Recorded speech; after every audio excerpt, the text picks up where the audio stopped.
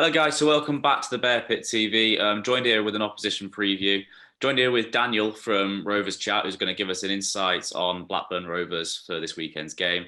Daniel, how are you? Yeah, I'm good. Thanks for having us on, and looking forward to the side you would. Yeah, me too. Well, I think the best place to get started is, Blackburn. What have you made to your start of the season? You're currently fourth in the league. You had a great start to the season, but you've lost your last two games after winning your first three. What would you say would the main reason behind winning maybe those last two and not going all the way with the five in a row? I think it's been a strange one. I think we'd have all taken 9 points after 5 games, but when you've 9 points after three, you're kind of looking at, can we go on and do 12? Can we do 15? Can we do, we were looking at this game as, can we go on to 18 points almost? I think it's tiredness. I know it might sound a bit of an excuse at this stage of the season, but we've played probably the same 15 players in all 5 games. We don't have the squad depth to switch around. Yes, we've got injuries, but not major injuries really. We've got a couple of players out, but not massive. We just need squad depth. I think that rate, going to Reading after they lose 4-0 to Rotherham, and you're like, surely we must win it. Surely we make it 4 in a row, and then suddenly you get beat 3-0. The lads were just tired. I think now we've had a week off. We've played all the kids in the cup game. We were playing centre mids at centre back, centre mids at left back, whatever. Oh, no. Now we've got that. I think a week off's exactly what we needed, especially being back in front of the fans. I think it's that tiredness that's cost us the 2 games. Yeah, and who would you say are the star men in your side? Who's going to sort of create the most problems for your defence? Because assuming what you've just said there, you're probably going to put a full team out there to try and get back to winning ways. So who would you say are the star men? We personally know a lot about Brereton Diaz. He was on our books as a kid and obviously a Stoke lad. But maybe apart from him, who else would you say is one of your main men? Yeah, obviously, like you mentioned, Brereton Diaz. Other than him, it's a tough one. Sam Gallagher always seems to have a good game against Stoke. He enjoys scoring up at your ground, which is yeah. He don't score too many, but that's kind of, he always seems to like playing Stoke. I'm not too sure why. If Ryan Hedges is back, he's been out injured recently, but I think he picked up our first 3 assists of the season, so he's a real talent in behind the striker. After Tuesday nights when at Bradford, I think Bradley Dack could start, which everyone knows about Bradley Dack. I know he's had his injuries and he's had all his issues at the club, but he's back now. He looks to be at the best he's been since he had that injury, so he's another one to watch. Even, in midfield, John Buckley's a really talented midfielder, really good passing range. He'll really try to nullify any threat you've got from the midfield going forward. And he picks the ball up and he just passes it out wide. So probably Buckley, Dack, Gallagher are the 3 I think I'd keep an eye on, other than obviously the main man, Brereton Diaz. Yeah, he definitely is the main man, and probably at both parts of the of this match as well. But what sort of like formation you line up with? Because Stoke have had a lot of problems with formation.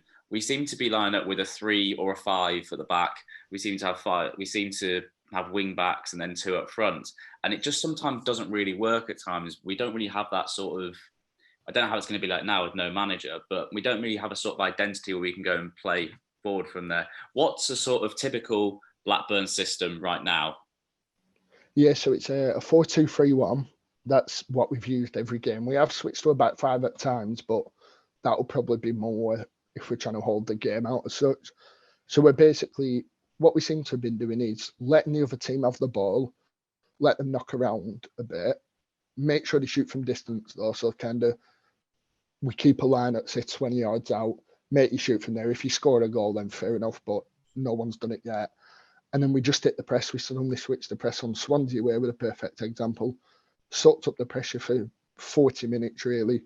If someone were just watching that normally, you'd think, oh, Swansea are going to go and win this. And then we flipped the switch and we were 2-0 up in 10-15 minutes, 10-15 minute period. So I imagine we'll let Stoke kind of have the ball. We will do a bit more with it because we're at home. You know what clubs are like at home. But I think we'll kind of let Stoke do what they want to. We know we've got a few talented players. Let them do it and hit you on the counter, because that front forward's a very fluid front four. So you've got Gallagher who plays on the right, but he could equally play. He is actually a striker.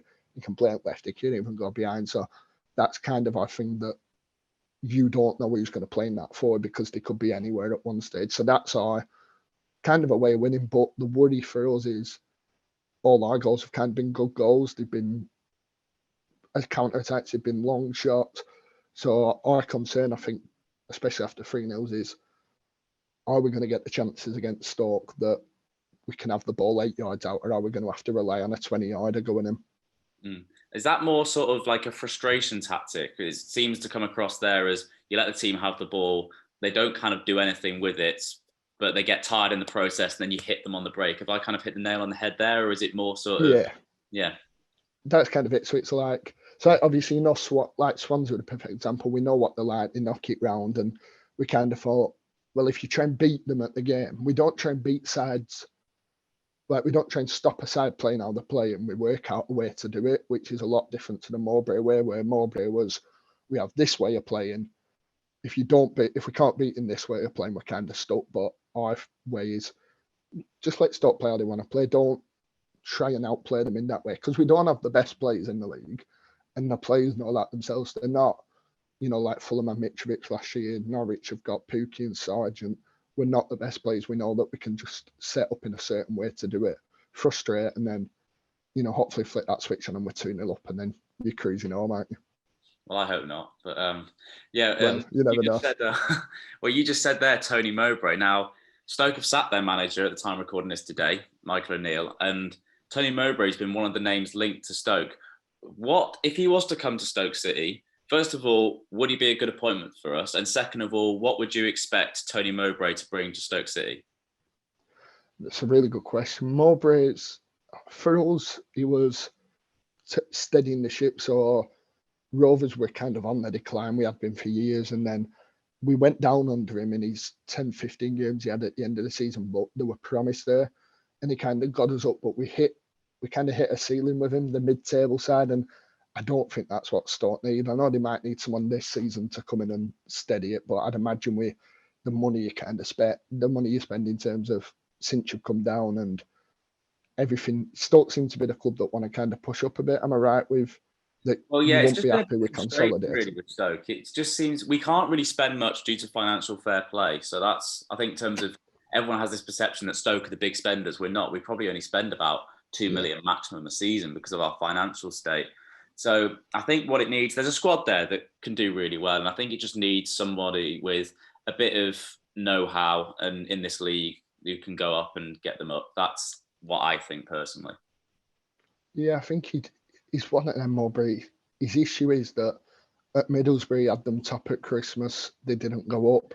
Rovers, we just beat Bournemouth before Christmas last year. We were up there. We didn't even get the playoffs, which I think we only needed about 6 wins from Christmas as it come to the end of the season. His issue would be, if you want a manager to come in and consolidate, and that's no disrespect to Mowbray, it's a good job to do. Managers can do a good job. If you can go and then get the man who can take you on, and that's in our hope that Thomason's the man for us. So if Stoke want a manager for a couple of seasons that can steady the ship, he's good. He's quite good with a limited budget. We found that all his best signings at Rovers weren't spending. He spent 7 million on Brereton Diaz, who were a really bad player for 2.5 seasons. 5 million on Gallagher, who's not really hit it. But then you go the other side, and he got Dak for 700 grand, Armstrong for 1.5 million. And his Premier League loan. That's his one thing that he knows. He's just trusted by people in the Prem. Liverpool love him. Dan Ashworth, who's just gone up to Newcastle from Brighton. If you get him, you're going to get a Newcastle loanee because he's done such a good job. So that's Mowbray. He's got his connections. He can steady his ship. I just don't think he'd been a man that had put Stoke where they want them. He's more say a Birmingham or someone like that. Okay, so more of like a kind of long-term vision sort of club, not like a sort of we need to go up now. Yeah, one that, say Birmingham lost a manager, there'd be a lack of stability and they'd need that man to just steady him. Birmingham are happy staying up, aren't they, really? The clubs like Birmingham just want to stay up, and that's perfect for Mowbray, but I don't think he's the man to then say, right, let's take this team up to the Premier League. I just don't think that's his remit, really. Mm. Okay, well, it's nice to know that. And I think, what are your thoughts on for the new season? You've got a new manager now, kind of fresh start almost, or is it push on from where you were last year? No, it's a massively fresh start. We've lost the captain at centre back, Lenny, and he's gone to Middlesbrough.